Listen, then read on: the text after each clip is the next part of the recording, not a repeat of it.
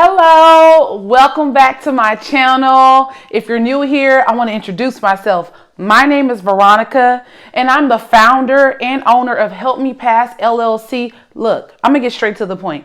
I graduated from Howard University with a 4.0 GPA. I earned my master's degree in education, and now I am a full-time education entrepreneur, and I love teaching students exactly how to get it done. And not only just get it done, but get it done with high quality. I specialize in teaching students exactly how to complete and submit high quality work. And today, you see the topic. We're going to talk about how to use AI, which is artificial intelligence, without cheating. Look, I know you have work to do, so I'm going to jump right in. And I want to say this before I jump in. When I say how to use AI without cheating, I'm specifically talking about when you're writing a paper, because a lot of people have papers to write, especially if you're a college student, but also even high school students. And you want to maximize on artificial intelligence, but you want to make sure that your paper is not flagged by your professor or your instructor with plagiarism. So let's get right into it, okay? How to use AI without cheating. And yes, I have some notes on my phone as always, because I want to make sure I'm giving you all the gems. Okay, so number one, how to use AI without cheating. Use it for research. Now, I have another video, and it's titled How to Quickly Complete a Research Paper. And I listed this in that video that you can use AI for research purposes. That is not cheating. Look, AI, artificial intelligence, can do a lot of the research that you need to do for you. So whether you have a project or a paper to write, or maybe it's a presentation, regardless of the assignment, you usually have to do some research and dig up some background information. Why not allow ChatGPT to do it for you? Okay, here's a perfect example. Okay, hey Chat, I have to complete a paper on blank subject. I need you to share with me blank number of reliable sources that I can use to complete this paper on this topic. Can you please list them? Boom, you're done. It's going to give you those reliable sources. And look, you didn't have to surf the web for them. Now, you could surf the web. There are websites like Google Scholar that I do recommend using. I've used before. But again, we're talking about specifically how to use AI, okay, without cheating. This is a great way to use it for research. It's not writing the paper for you. You're doing research using the chat to do the digging, to do the surfing the web for you. All right. So that's number one, research. Now let's get into number two. Can you guess what number two is going to be? Number two, citations. Okay.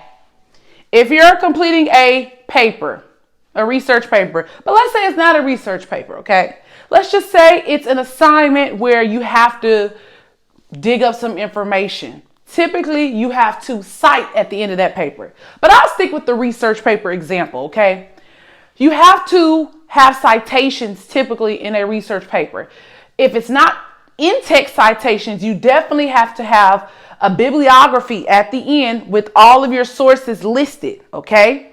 In this case, instead of you struggling trying to figure out how to cite, what you can do is say, hey, chat, these are my sources. The following are my sources. And make sure you copy and paste them. The following are my sources. Can you please cite them for my bibliography in APA or MLA format, whichever format your instructor has assigned? And that ChatGPT or whatever AI software you're using, because ChatGPT is just one, all right? And I'm going to make a video with all of the different AI options that you can use. But for right now, let's say you're using ChatGPT. You can copy and paste your source that you're using into chat, copy and paste the link, or copy and paste the name of the author and the title of the publication, and it can put it in either APA or MLA format for you. You don't have to worry about trying to do it, because let's be honest. Can we be honest? A lot of us, we don't like to cite. I used to hate it, but then I became a master at it. And I'm also going to do another video on that, teaching you exactly how to cite, a citation one-on-one type of video, because let me tell you, it's not that hard, but it can be time consuming. So use AI to do your citations for you. And again, I'm specifically talking about the citations at the end of your paper that you typically put on a separate Word document, which is called a bibliography. But if you were also to use AI for in-text citations, meaning within your paper, you could do that as well. You would just essentially need to modify the ChatGPT prompt according to what and where you're citing, okay? Keep that in mind. But let's move on to number 3, okay? So how to use AI without cheating. Number 3 is going to really surprise you.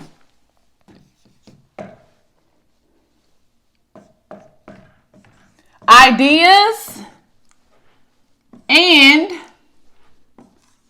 perspective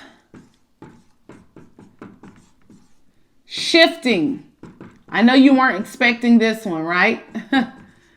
I know you weren't, because that's kind of unique. Look, when you're completing an assignment, sometimes you draw a blank because you're overwhelmed. You have so many classes, you have so many assignments, and you're like, okay, how can I do this? What am I going to do? I'm drawing a blank. Use artificial intelligence and ask artificial intelligence to give you ideas, right? Now, you would need to share some basic information, perhaps. Again, let's use ChatGPT and I'm using that one because that's the most popular one that most people use. But again, there are so many different AI options that you can use, okay? But let's say it is ChatGPT, okay? You can say, hey, Chat, I have to complete a project or a presentation or a paper in blank class, okay? Let's say it's history class. And it has to be on a historical figure who is not popular. Let's make it hard, right? Something unique like that.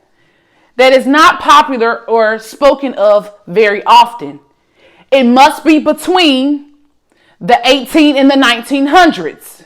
Can you recommend a few historical figures during this time frame that I can conduct or complete my project on? Boom!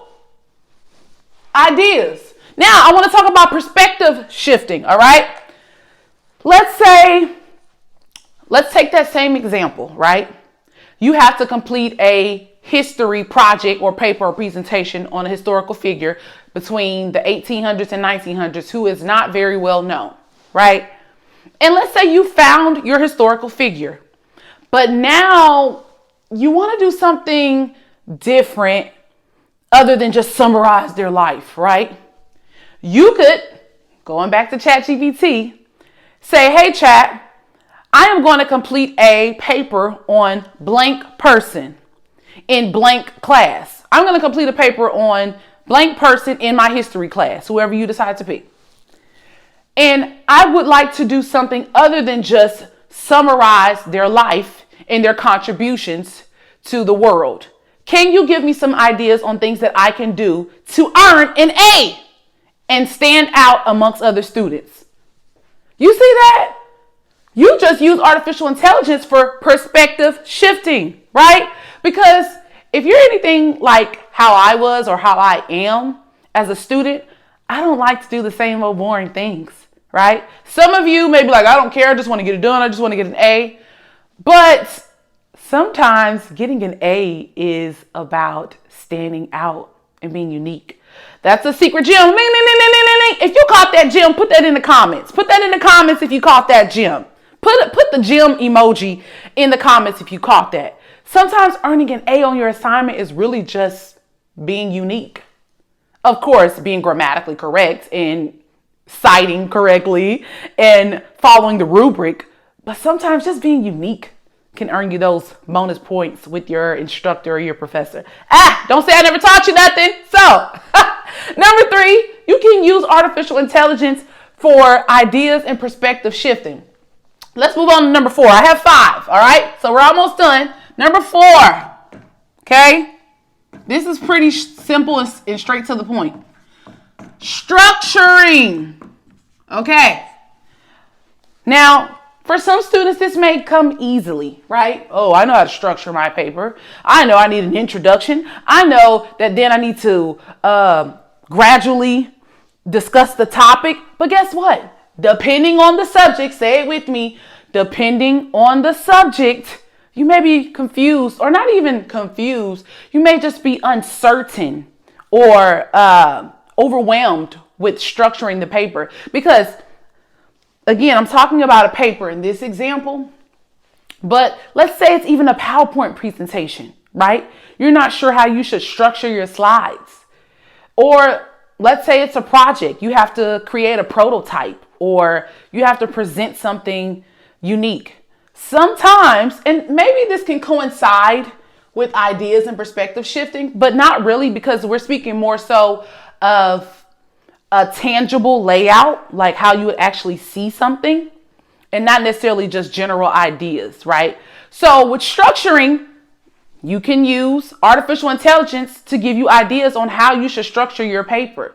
You can say, for example, I'm using ChatGPT again. Hey, Chat, I have to complete a project or assignment on blank. I am confused as to how I should structure this blank. And the blank could be paper, presentation, PowerPoint presentation, project, prototype. I'm confused as to how I should structure blank. Can you please give me ideas on how I should structure this so that I earn an A? I would always say that at the end of all of my prompts if I were you, so that I can earn an A. Boom. ChatGPT, AI, whichever option you decide to use, is going to give you options on how you can structure. And look, takes all your confusion and stress away. Because a lot of you may think a PowerPoint presentation is just slapping some information on slides. But I'm here to tell you, even with a PowerPoint presentation, right? Just like a paper, you have to structure it properly. And when I say structure, let me be more specific. I'm also referring to, how do I say this? Sequence. Right? So structure and sequence are technically two different things, but in this example, they correlate, right? Because how you structure a paper or a PowerPoint presentation, sequence also impacts how you structure it, right? So I would ask ChatGPT, if you have a big overwhelming project or paper and you're not sure the sequential order or the structure, I would just ask Chat, right? Simple enough, right? Let's move on to the last one. This one is my favorite, and I think it's going to be your favorite too. Number 5. Remember, we're discussing how to use AI without cheating. You ready for this one? Oh, I'm ready for this one. This is my favorite. Summarize. I'm going to move that eraser. Lengthy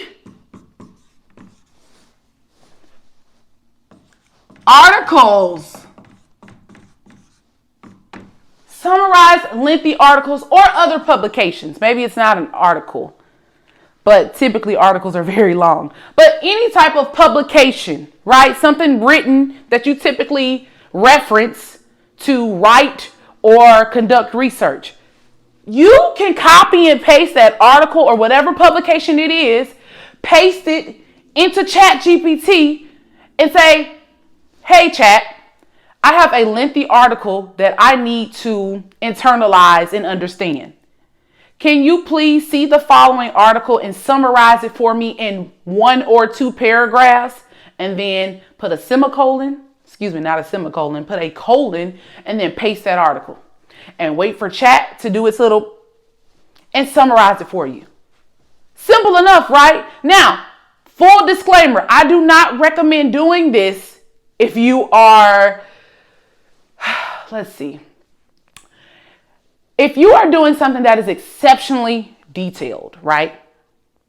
Exceptionally detailed, like, I don't know, neuroscience. I don't recommend doing this. If you're in med school, don't do this.